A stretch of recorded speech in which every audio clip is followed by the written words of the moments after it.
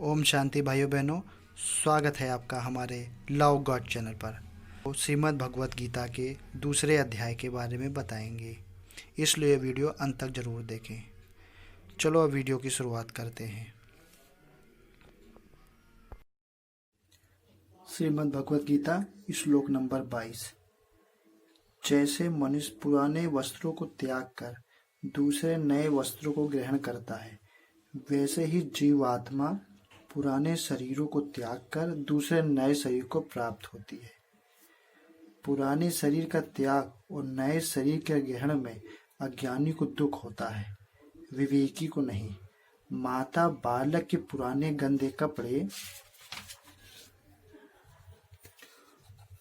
उतारती है और नए पहनाती है तो वह रोता है, परंतु माता उसके रोने की परवाह न करके उसके हित के लिए कपड़े बदल देती है। इसी प्रकार भगवान भी जीव के हितार्थ उसके रोने की कुछ भी परवाह न करके उसके देह को बदल देते हैं। अतएव यह उदाहरण उचित ही है, परंतु यह कोई नियम नहीं है कि वृद्ध होने पर, पुराना शरीर होने पर ही मनुष्य को मृत्यु होगी। नई उम्र के जवान और बच्चे भी मरते हैं। जैसे जीवाणी पद से 80 या 100 वर्ष की आयु से तात्पर्य नहीं है। प्रारब्धवश युवा या बाल जिस किसी अवस्था में प्राणी मरता है वही उसकी आयु समझी जाती है, और आयु की समाप्ति का नाम ही जीर्णावस्था है। अतः यह उदाहरण सर्वथा युक्ति संगत है। जीवात्मा अब तक न जाने कितने शरीर छोड़ चुका है और कितने नए धारण कर रहा है, तथा भविष्य में भी जब तक उसे तत्व ज्ञान न होगा तब तक न जाने कितने असंख्य पुराने शरीर का त्याग और नए शरीर को धारण करता रहेगा।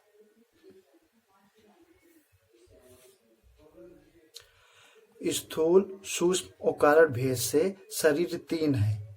जब जीवात्मा इस शरीर को छोड़कर दूसरे शरीर में जाता है तब यह तीनों ही शरीर बदल जाते हैं।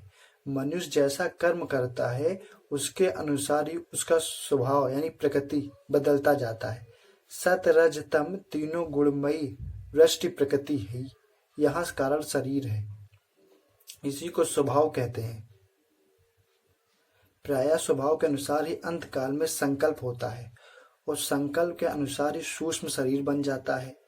कारण और शरीर के सहित ही यह जीवात्मा इस शरीर से निकलकर सूक्ष्म के अनुरूप ही स्थूल शरीर को प्राप्त होती है।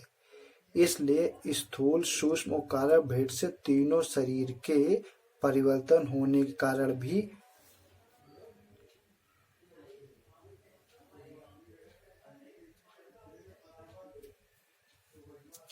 यहाँ देही शब्द देहिमान चेतन का वाचक है, यानी आत्मा का। अतएव देह के संबंध से उसमें भी गमनागमन होता सा प्रतीत होता है, इसलिए देही का अन्य शरीरों में जाने की बात कही गई है।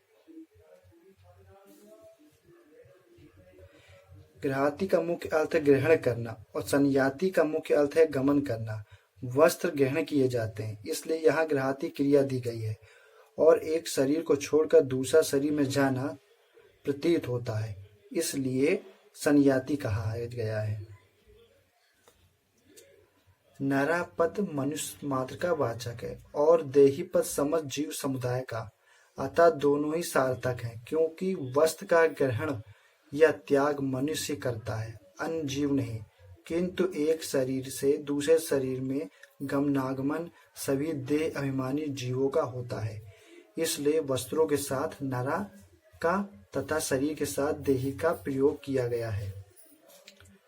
इस प्रकार एक शरीर से दूसरे शरीर के प्राप्त होने में शोक करना अनुचित सिद्ध करता है।